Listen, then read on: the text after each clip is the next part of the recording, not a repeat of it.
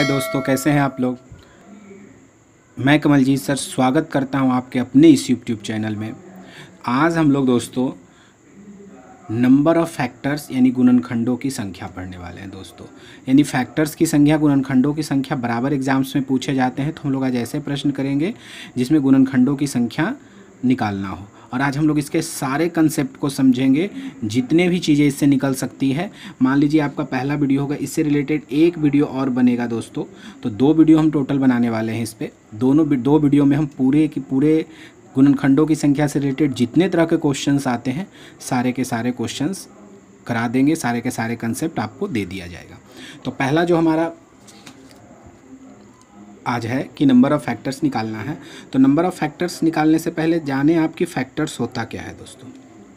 Factor क्या होता है, ठीक है।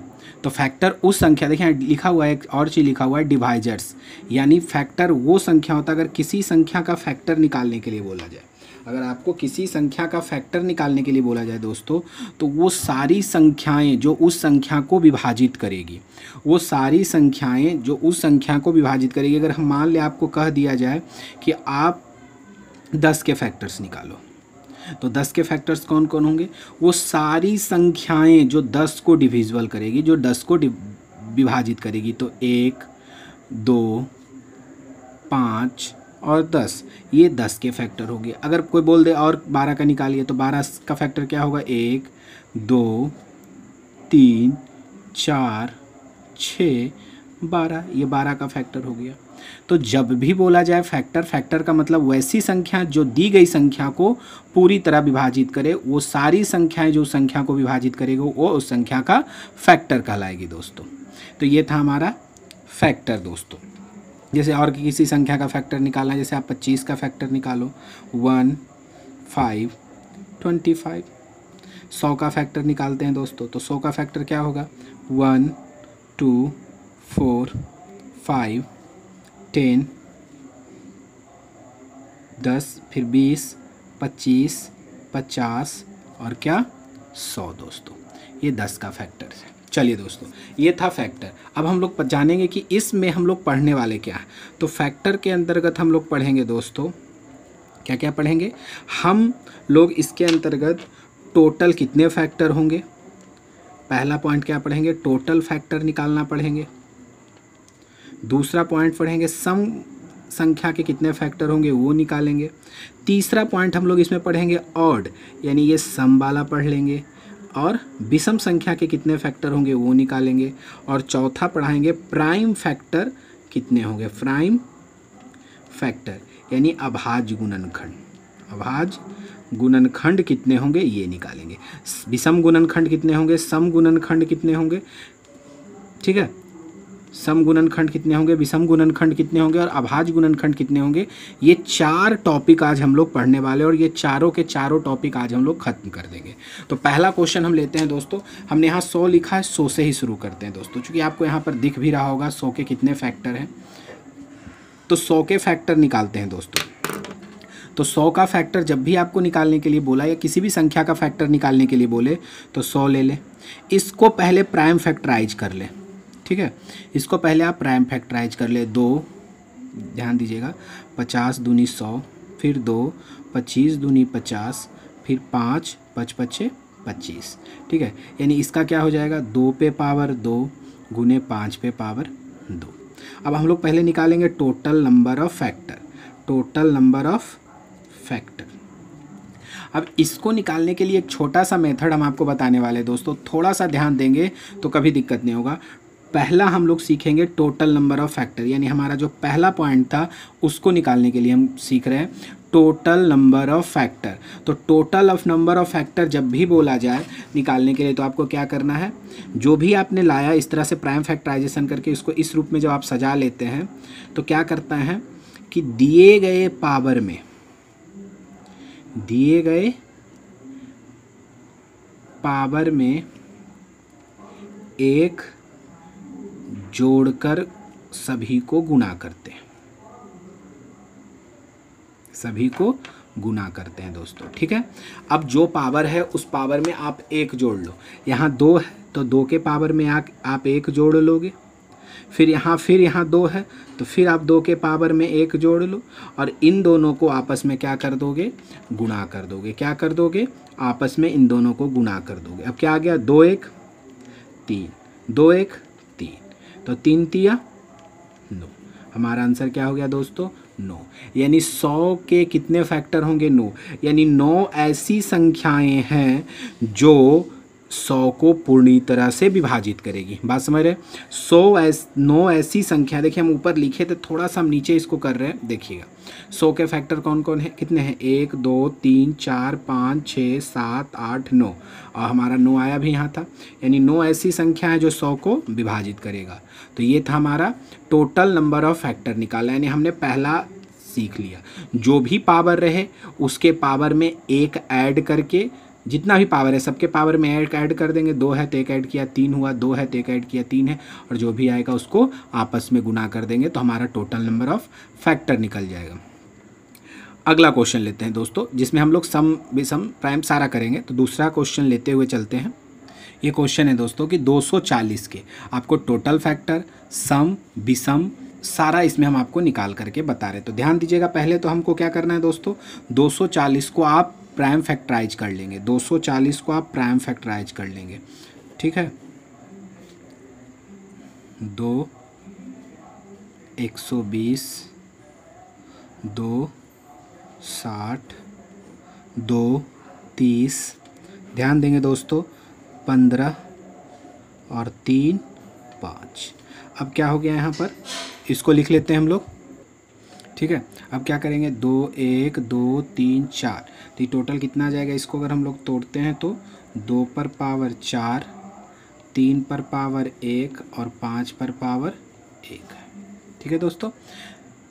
16 25 80 तिया 240। अब हमको यहाँ से टोटल फैक्टर निकालना होगा। पहले ध्यान देंगे, टोटल फैक्टर। तो टोटल फैक्टर में हमने क्या बताया है दोस्तों, टोटल फैक्टर निकालते समय आपको क्या करना है, पावर में 1 जोड़ करके गुणा कर देना है। तो पावर 4 प्लस 1 जोड़ दिया, गुणे, फिर दूसरा पावर 1 प्लस 1, फिर गुणे, फिर 1 प्लस 1, तो 4 1 5 1 1 2 1 1 2, 5 दूनी 10 दूनी 20। हमारा टोटल फैक्टर कितना होगा दोस्तों, 20 ऐसी संख्याएं हैं जो 240 को विभाजित करती है। 20 ऐसी संख्याएं हैं जो 240 को विभाजित करते हैं। अब दूसरा हम लोग निकालेंगे सम, यानी इवन फैक्टर। क्या निकालेंगे, इवन फैक्टर। दोस्तों ध्यान देना है, इवन फैक्टर निकालते समय आपको क्या करना होगा, हम रूल यहाँ पर लिख रहे हैं, ध्यान आप रखेंगे। इवन फैक्टर निकालते समय सम वाली संख्या के पावर में, सम वाली संख्या के पावर में 1 नहीं जोड़ते, ठीक है। सम वाली संख्या के पावर में 1 नहीं जोड़ते हैं, हो गया बस। तो कितना हो जाएगा, 4 को 4 ही रहने देंगे, ठीक है। अब 3 पर पावर 1 है तो 3, देखिए इसमें विषम कौन है, सिर्फ सम वाली संख्या 2 है। तो क्या बोले, हमने यहाँ लिखा है कि सम वाली संख्या के पावर में 1 नहीं जोड़ते हैं। तो सम 2 है, 2 पर पावर 4 है, तो 4 से मतलब नहीं, ये संख्या सम है तो सम वाले पावर को जो ऐसे वैसे लिखेंगे।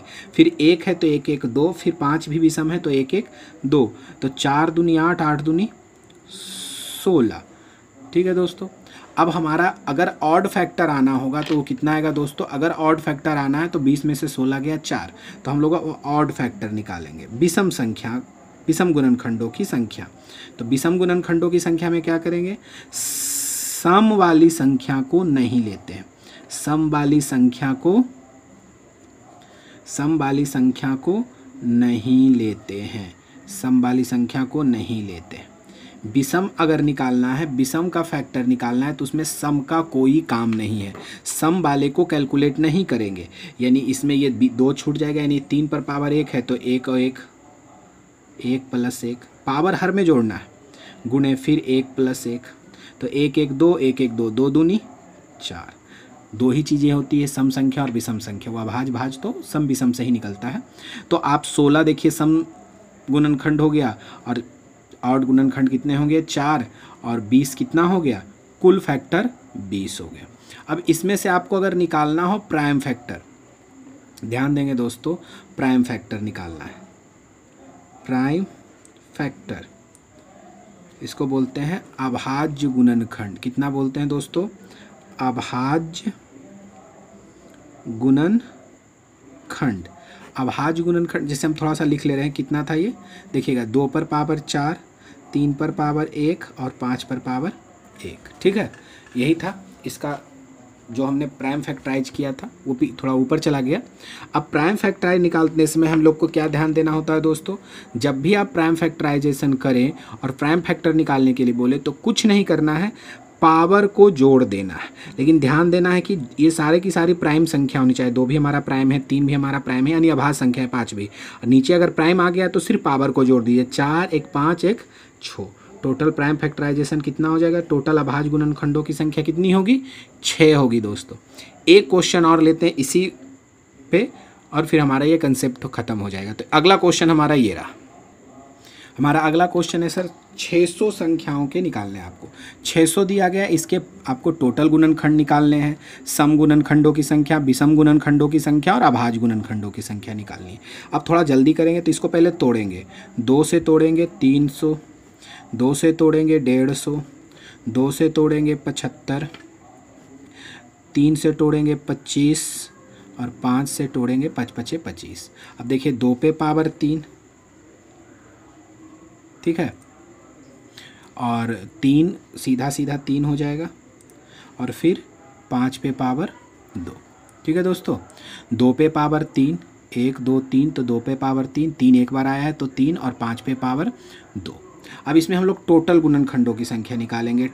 टोटल निकालेंगे दोस्तों, सीधा सा पावर में 1 जोड़ेंगे तो 3 पावर है, 3 1 4, इस पे पावर कुछ नहीं, मतलब 1 है तो 1 1 2 2 1 3, तो 4 दूनी 8, 8 तिया 24।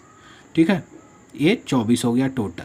अब सम संख्या, सम गुणनखंड निकालिए आप इवेन का, तो सम का क्या होगा? सम वाले में पावर सिर्फ सम वाली संख्या में नहीं जोड़ते, तो एक ही सम संख्या है तो इसमें पावर को नहीं जोड़ेंगे, जैसे है पावर वैसे लिखा जाएगा। 3 इसमें जोड़ेंगे 1 1 2, इसमें जोड़ेंगे 2 1 3, तो 3 दूनी 6, 6 तिया 18। अब विषम का क्या होगा? विषम गुणनखंडों की संख्या निकालेंगे तो सम को छोड़ देते हैं, सीधा सीधी सम को छोड़ देते हैं। तो 2 वाला कुछ नहीं करेंगे, 1 है तो 1 पे पावर 3 पे पावर 1 है तो 1 1 2 और 5 पे पावर 2 है तो 2 1 3, 3 दूनी 6। अभाज्य गुणनखंड निकालेंगे दोस्तों, तो अभाज्य गुणनखंड के लिए क्या करना पड़ता है? अभाज्य गुणनखंड की संख्या पावर को जोड़ते हैं, तो 3 1 4 2 6। अभाज्य गुणनखंडों की संख्या क्या हो गया दोस्तों? 6 हो गया। एक क्वेश्चन इसी में और लेते हैं दोस्तों और झट से बताएंगे सारे के सारे कंसेप्ट, कोई भी क्वेश्चन हो जाए। 2 पे पावर 3, ठीक है, 2 पे पावर 3 और फिर आप ले लो 5 पे पावर 4 और फिर ले लो आप 3 पे पावर 2, 7 पे पावर 2। ठीक है दोस्तों, अब इसमें आपको टोटल निकालना है, सम निकालना है, विषम निकालना है, अभाज्य निकालना है। तो टोटल हम निकालते हैं आपको दोस्तों, सेकेंड्स अब लगेंगे नहीं। 3 है तो 1 4, 4 है तो 1 5, 2 है तो 3 और 2 है तो 3, तो 5 चौक 20, 20 तिया 60, 60 तिया 180, 3 तिया 9, 9 5 चौक 20 तिया 60 तिया 180। सम वाला में क्या करना है? सम वाले के पावर नहीं जोड़ेंगे, सिर्फ 3 लिखेंगे, और ये 4 है तो 5, ये 2 है तो 3 और ये 2 है तो 3। 3 तिया 9, 9 तिया 5 तिया 15, 15 तिया 45, 45 तिया 135। ठीक है दोस्तों, विषम निकालने में सम का कोई काम नहीं है, यानी सीधा सा ये हट जाएगा। 4 1 5, 2 1 3, 2 1 3, 5 तिया 15, 15 तिया 45। और अभाज्य निकालना है तो दोस्तों सबको जोड़ दीजिए, तो 3 4 3 7, 7 2 9, 2 11, ये अभाज्य गुणनखंडों की संख्या हो गया दोस्तों। अगले वीडियो में इसी अभाज्य गुणनखंडों यानी गुणनखंडों से रिलेटेड अगले वीडियो में हम लोग क्या जानेंगे दोस्तों? हम लोग उसमें देखेंगे सम गुणनखंडों की जो भी संख्याएं हैं उनका योग, कुल गुणनखंडों की संख्याओं का योग, विषम गुणनखंडों की संख्याओं का योग। तो इससे रिलेटेड वीडियो हमारा नंबर सिस्टम से इसके बाद जो आएगा वो वही होगा दोस्तों। तो तब तक के लिए अगर आप नए हैं तो हमारे इस चैनल को सब्सक्राइब करें और पढ़ते रहें दोस्तों। Keep studying.